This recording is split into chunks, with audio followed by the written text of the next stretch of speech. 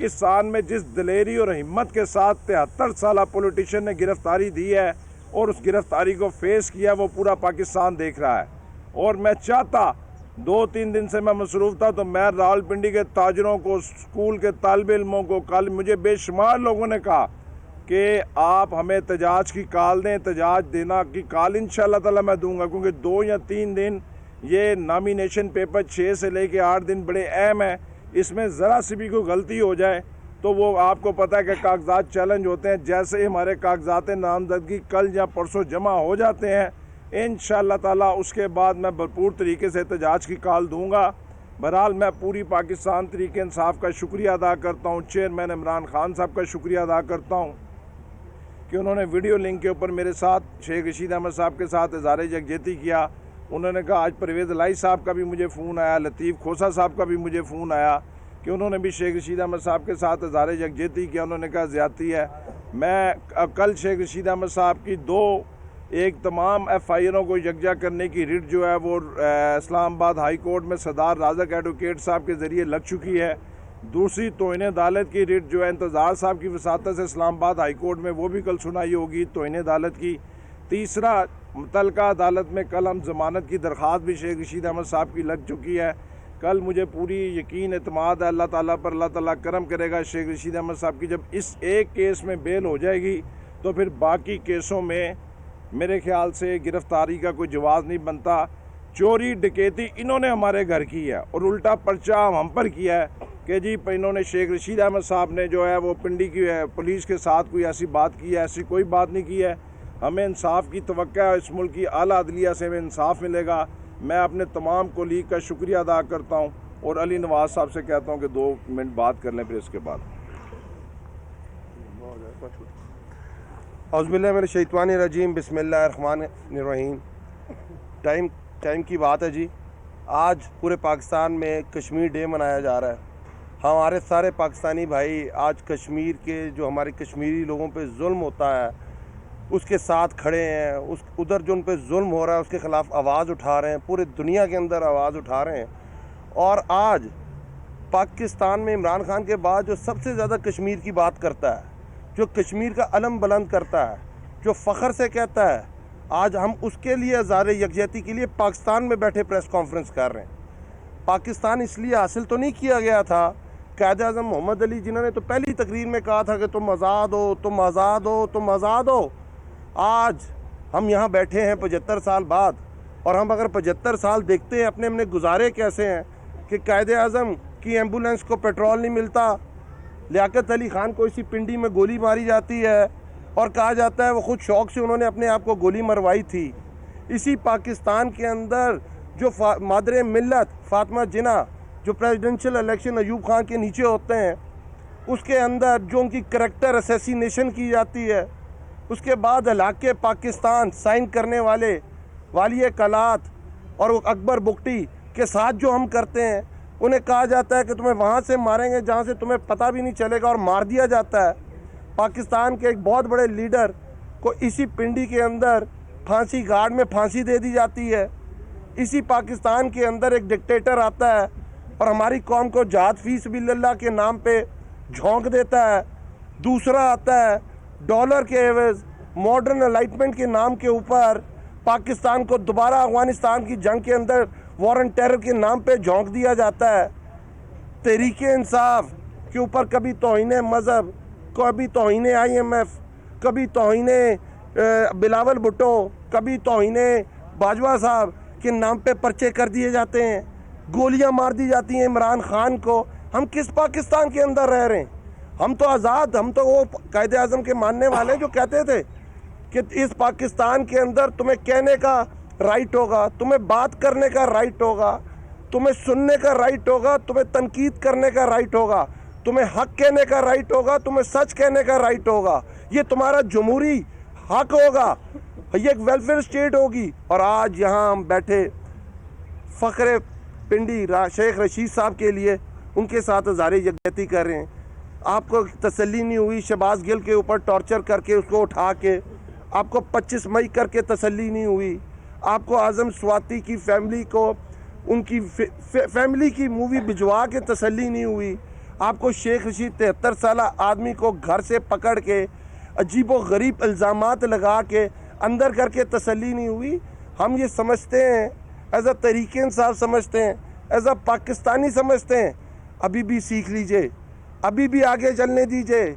इस पाकिस्तान के क्या हालात हैं, वो हमारे पंजाबी में एक मुहावरा के मौला मैं किन ख्याल च तो तू किन ख्याल च, कि इकनॉमिक हालात ये हैं कि IMF आपसे बात कर रहा है और आपको कहता है कि आपने ये इम्प्लीमेंट करना है, और पाकिस्तान के अंदर महंगाई का एक तूफान ऑलरेडी आ चुका हुआ है, टेररिज्म रीइमर्ज हो रहा है, और हमारे राना सनाउल्लाह और वज़ीर दिफा ख्वाजा आसिफ को जुगते लगाने के अलावा काम कोई नहीं है। हमारे राना सनाउल्लाह अता तारड़ साहब कहते हैं कि हमारे MPAs, हमारे MNAs कि उनके पास जियो लोकेशन मौजूद है, उनकी जियो फेंसिंग की हुई है हमने, और वहाँ पेशावर के अंदर 100 एक टेररिस्ट अटैक के अंदर 100 पुलिस वाला हमारा शहीद हो जाता है। आज कोयटा के अंदर हमारे लोग शहीद हो जाते हैं बम धमाके के अंदर, किसी की वीडियो कॉल नहीं आती लीक होगी, किसी टेररिस्ट की कोई वीडियो ऑडियो कॉल लीक होती नज़र नहीं आती, अगर होती है तो सारे अवामी नुमाइंदगान की लीक होती हुई चीज़ें नज़र आ रही होती हैं आपको। तो हम किस तरफ लेके जा रहे हैं पाकिस्तान? शेख रशीद का सिर्फ एक जुर्म है कि वो तहरीक इंसाफ के साथ खड़ा है, पिंडी की आवाम के साथ खड़ा है, पाकिस्तान की आवाम के साथ खड़ा है, कश्मीरियों के साथ खड़ा है, ये जुर्म है उसका। वो सच बोलता है और सच आप सुन नहीं सकते। तो खुदारा आप जो अगर आप समझते हैं कि आपकी तसल्ली सिर्फ इसी तरह होगी कि इसी तरह लोगों को अंदर करना है, तो फिर हम सब तैयार हैं, हम सबको अंदर कीजिए और एक दफ़ा अच्छी तरह तसल्ली कर लीजिए, और अगर इस तरह पाकिस्तान आगे ले जाता है तो इसको इस आगे ले जाइए। बहुत बहुत शुक्रिया। बिस्मिल्लाहिर्रहमानिर्रहीम। आज हम यहाँ पर शेख रशीद साहब के साथ अज़हार यकजहती के लिए इकट्ठे हैं। तमाम PTI, चाहे वो पिंडी है, पूरे पाकिस्तान में है, इस वक्त शेख रशीद साहब के साथ है, अज़हार यकजहती करती है, और जो PDM की ये मज़मूम हरकत है उसकी पुरज़ोर मज़म्मत करती है। आप सब लोग जानते हैं कि जब से PDM ने रिजीम चेंज के बाद किरदार अदा किया, वो किसी से ढका छुपा नहीं है। इन्होंने टारगेट किया, चाहे वो स्वाति साहब हों, चाहे वो शहबाज गिल साहब हों, चाहे वो फवाद चौधरी साहब हों, और अब शेख रशीद साहब। शेख रशीद साहब रोज़ाना मीडिया पे बैठकर, चाहे वो महंगाई थी या जो इनके बाकी एजेंडाज थे, उनको बेनकाब कर रहे थे। और सबसे बड़ी जो सज़ा दी जा रही है इस वक्त उन्हें, वो सिर्फ़ और सिर्फ इमरान खान साहब का साथ देने की सज़ा दी जा रही है। और जिस तरीके से अभी तमाम दोस्तों ने बयान किया कि जिस तरह से इस्लामाबाद पुलिस ने उन्हें पिंडी की हदूद से उठाया, और मैं मीडिया के दोस्तों का शुक्रिया अदा करूँगा कि जिस तरीके से आप लोगों ने इसको कवरेज दी, आप लोग खराज तहसीन के मुस्तहिक हैं। आप लोग लम्हा बलम्हा आपने पाकिस्तानी कौम को आगाह किया कि किस तरीके से ये पाकिस्तान तहरीक इंसाफ और उनके साथ चलने वाले दोस्तों को टारगेट कर रहे हैं। और इंशाअल्लाह ताला आपने ये भी देखा होगा कि पिछली जितनी तारीखें हुई उसमें पिंडी की आवाम ने भरपूर शिरकत की। और मैं कल भी जिस तरह ज़मानत लगी है, तो मैं पिंडी के दोस्तों से और इस्लामाबाद के दोस्तों से ख़ास तौर पे गुजारिश करूँगा कि आप लोग शेख रशीद साहब से यकजहती करने के लिए वहाँ पे इकट्ठे हों, ताकि वहाँ पे पता चल सके कि पाकिस्तान तहरीक इंसाफ जो है वो शेख रशीद साहब के साथ इस वक्त जिस तरीके से शेख साहब इमरान खान साहब के साथ खड़े हैं, उसी तरह पाकिस्तान तहरीक इंसाफ जो है वो शेख रशीद साहब के साथ खड़ी है। तो इंशाअल्लाह ताला आगे इलेक्शन भी आ रहा है, जिस तरह चौहान साहब ने बयान किया कि ये इलेक्शन शेख साहब चाहे अंदर बैठ के लड़ें या बाहर बैठ के लड़ें, हमने भरपूर तरीके से इस इलेक्शन में शेख साहब का साथ देना है और पाकिस्तान तहरीक इंसाफ की तमाम सीटें पिंडी इस्लामाबाद की भरपूर तरीके से जितवानी है। Thank you. खुरम साहब अदरा औज़ुबिल्लाह मिनश शैतानिर रजीम, बिस्मिल्लाहिर्रहमानिर्रहीम। सबसे पहले तो जी तमाम मीडिया के भाइयों का शुक्रिया। आज यहाँ पे जो हम इकट्ठे हुए पार्लियामेंटेरियन, वो अपने पिंडी के फ़ख्र, पाकिस्तान के फ़ख्र शेख रशीद साहब के साथ इज़हार यकजहती के लिए इकट्ठे हुए। आज देखें कि पाकिस्तान के अंदर दो तरह की लोग हैं। एक वो जो पाकिस्तान के साथ मोहब्बत करते हैं, जो पाकिस्तानी कौम के साथ मोहब्बत करते हैं, जो पाकिस्तान को तरक्की की राहों के ऊपर गामजन करना चाहते हैं और पाकिस्तान की आवाम की बात करते हैं। और दूसरी तरफ कौन लोग हैं? वो लोग जिन्होंने पिछले 40 साल से इस मुल्क के ऊपर हुकूमत की, इस मुल्क की आवाम को लूटा, अपने बच्चों की जायदादें बाहर बनाई और आज दोबारा से पाकिस्तान के अंदर इस पाकिस्तान की आवाम को, इस पाकिस्तान के इदारों को और इस पाकिस्तान को कमज़ोर करने के लिए बैरूनी साजिश के ज़रिए इस मुल्क के ऐवानों में आके बैठते हैं। और वो लोग जो ये कहते थे कि पाकिस्तान तरक्की नहीं कर रहा, पाकिस्तान के इदारों को इमरान खान साहब कमज़ोर कर रहे हैं, आज उन्होंने इस पाकिस्तान का कोई इदारा नहीं छोड़ा जिसको पॉलिटिसाइज ना किया हो, जिसको नुकसान ना पहुंचाया हो। और आज पाकिस्तान के ये हालात हो गए हैं कि यहाँ पे एक गरीब अपने एक वक्त की रोटी के लिए तरस गया है, तो अगर उसके लिए आवाज़ बनते हैं जो पाकिस्तान से मोहब्बत करने वाले लोग हैं, चाहे वो शहबाज गिल हो, चाहे वो शेख रशीद साहब हों, चाहे वो फवाद चौधरी हो, चाहे वो इमरान खान हो, तो उनकी ज़ुबान को बंद करवाने के लिए ये इम्पोर्टेड हुकूमत ओछे हथकंडों के ऊपर उतर आई है।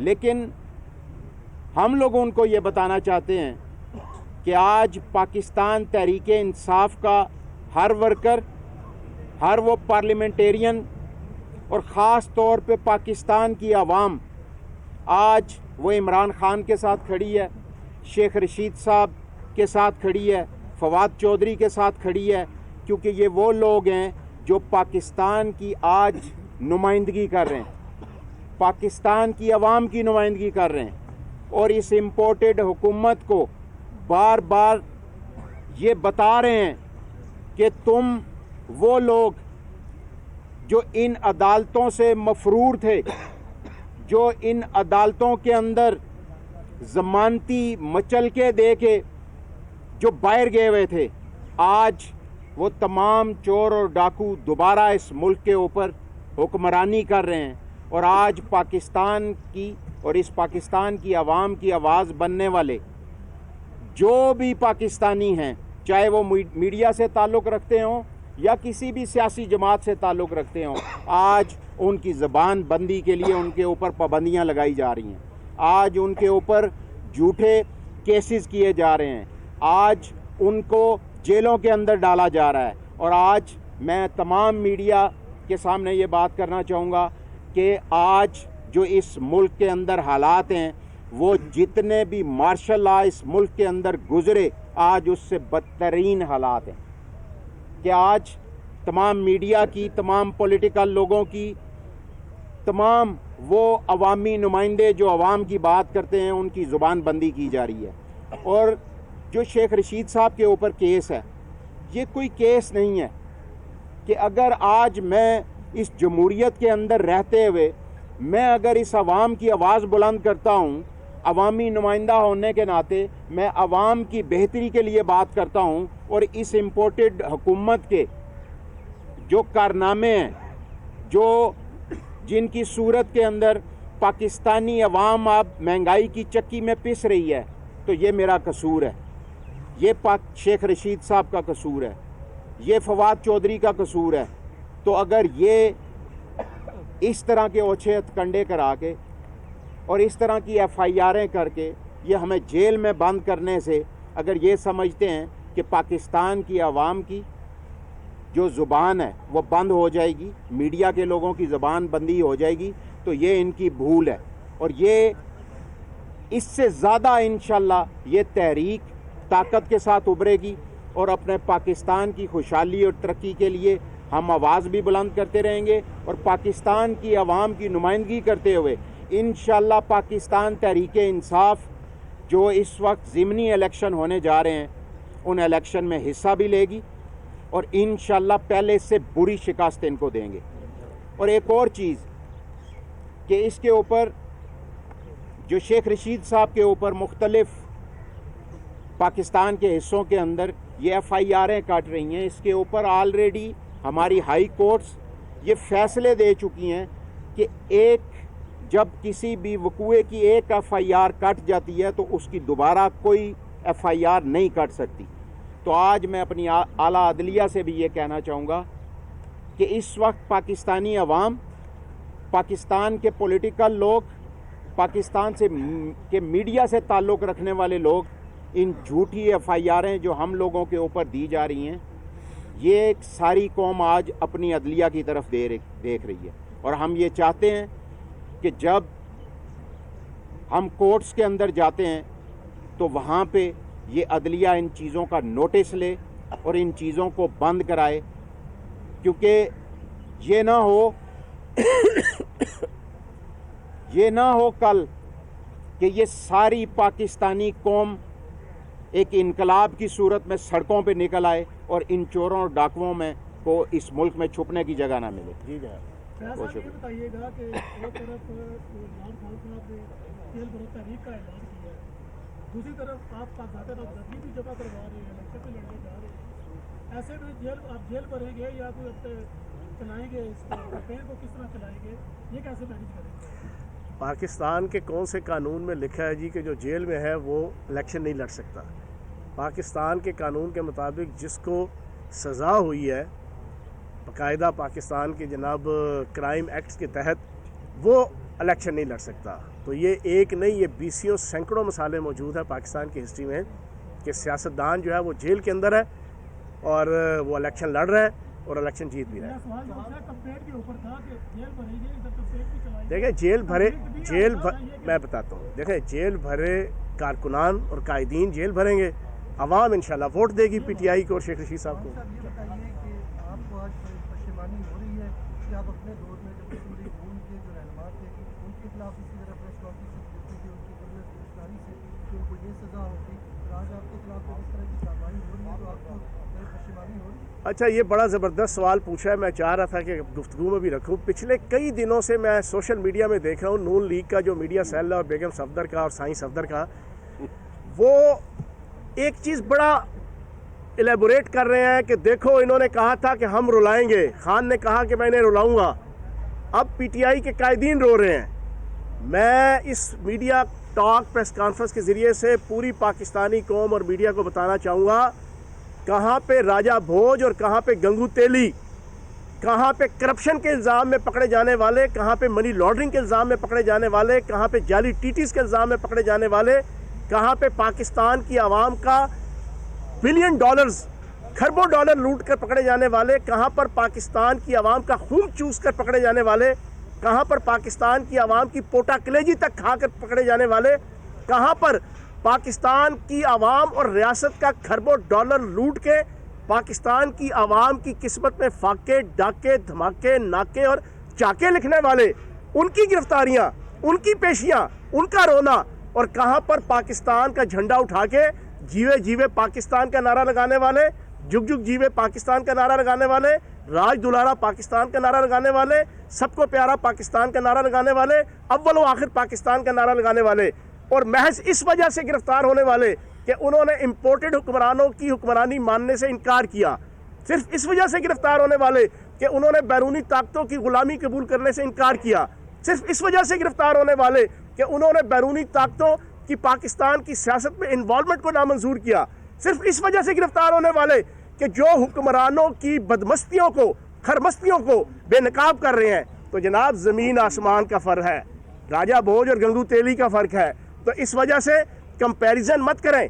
इमरान खान के ऊपर हमला, फवाद चौधरी का पकड़े जाना, आज़म स्वाति का पकड़े जाना, शहबाज गिल का पकड़े जाना, शेख रशीद अहमद साहब का पकड़े जाना, या PTI के कायदीन और कारकुनान का गिरफ्तार होना, उसका कंपैरिजन इन चोरों, डाकुओं और नौसरबाजों की गिरफ्तारियों से आप नहीं कर सकते।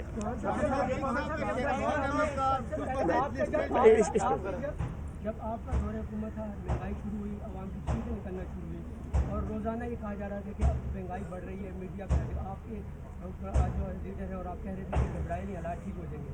उसके बाद आपके मुताबिक रजीम चेंज जब हुआ और फिर अब उससे ज़्यादा महंगाई है। दोनों सूरत हाल में अवाम जो है बुरे तरीके से पिस चुकी है। इस हालात में आप क्या समझते हैं कि जब आप जेल भरो तहरीक में लेकर आएंगे सड़कों पे, तो ये जो महंगाई की चक्की में पिस रही है, ये आपके साथ निकलेगी? पहली बात तो यह है कि आपने कंपैरिजन ही गलत किया है। 11% आपका इन्फ्लेशन रेट था पिछले साल इसी जनवरी के महीने में, आज 40% है। पिछले साल जनवरी के महीने में 50 रुपये किलो आटा था, आज 148 रुपये किलो है। पिछले साल जनवरी के महीने में 300 रुपये किलो घी था। एक मिनट भट्टी साहब, एक मिनट यार, जवाब तो सुन लो ना। ओ जवाब, ओ भाई जवाब तो सुन लो। ओ भाई जवाब सुन लो, सहाफ़ी बैठे हो यार आप, मैं भी आपकी तरह सहाफ़ी हूँ। पिछले कई सालों तरीके से सवाल पूछो तो मैं जवाब तो सुनो यार, तुझे तोपा ला के आ गए हो। सुने जनाब, पिछले साल 300 रुपये का घी था किलो, आज 750-800 रुपये किलो घी है एक साल में।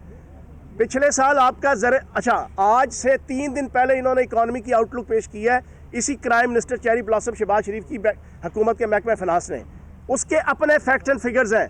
पिछले साल के जो 6 महीने थे उसमें जो हमारे दौर के जुलाई 2021 से लेके 1 जुलाई 2021 से लेके 31 दिसंबर 2021 उसके, और जनाब 1 जुलाई 2022 से लेके 31 दिसंबर 2022 इनके, उन्होंने अपने फैक्ट एंड फिगर आज से 3 दिन पहले पेश किए हैं और उसमें वाज़े तौर पे लिखा है ज़र मुबादला नेगेटिव के ज़खायर, export level negative, foreign remittance negative, GDP growth rate negative, agriculture growth rate negative, industrial growth rate negative, हर चीज़ नेगेटिव इन्होंने खुद बयान की है। आप किस तरीके से कंपैरिजन कर सकते हैं? जी बाबर साहब, गिरफ्तारियां करवा रही है या एस्टेब्लिशमेंट आपकी गिरफ्तारियां करवा रही है? साहब ये बताइए, पहले तो सबसे पहले राशिद साहब, मैं आपसे मुखातिब हूँ। शेख रशीद अहमद की मैं being a journalist, senior journalist, गिरफ्तारी की मजम्मत करता हूँ। मैं उन गिरफ्तारियों की भी मजम्मत करता हूँ जो इससे पहले हुई हैं सियासत में, चाहे हनीफ अब्बासी या XYZ जो भी हो, चाहे कोई सहाफ़ी, उसकी मजम्मत करता हूँ। शेख रशीद अहमद का mobile phone, WhatsApp phone use कर रहे हैं, लोगों को मैसेज आ रहे हैं।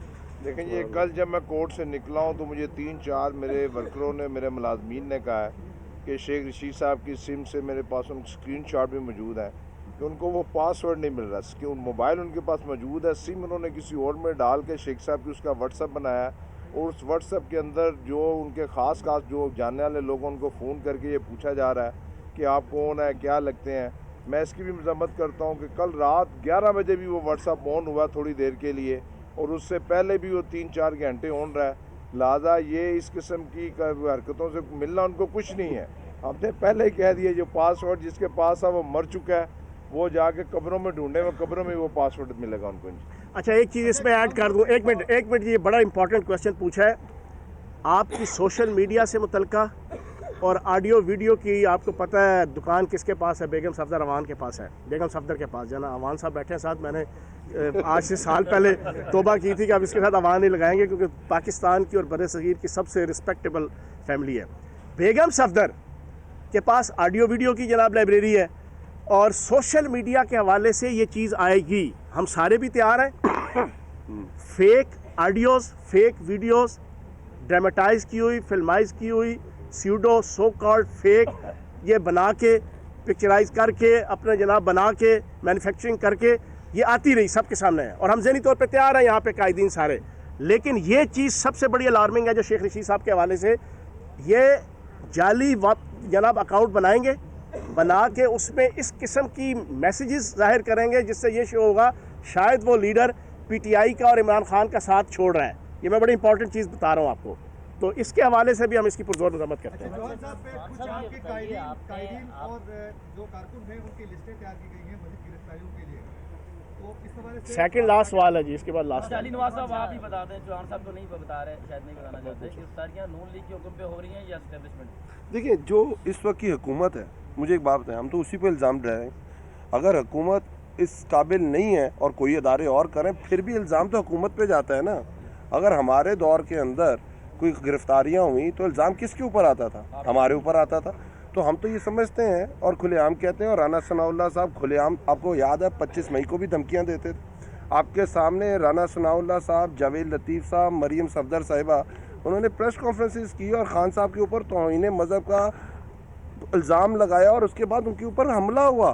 तो हम तो ये समझते हैं, और जो हम पहले भी कहते थे, ये इम्पोर्टेड रजीम जो है जिसमें शहबाज शरीफ साहब वज़ीर आज़म है और उनकी जो पूरी कैबिनेट है वो इसके अंदर मुलव्वस है। आखिरी सवाल जी, आखिरी सवाल जी, बिशारत साहब, बिशारत अबाई साहब, बिशारत आप पूछ चुके हैं, बिशारत अबाई साहब।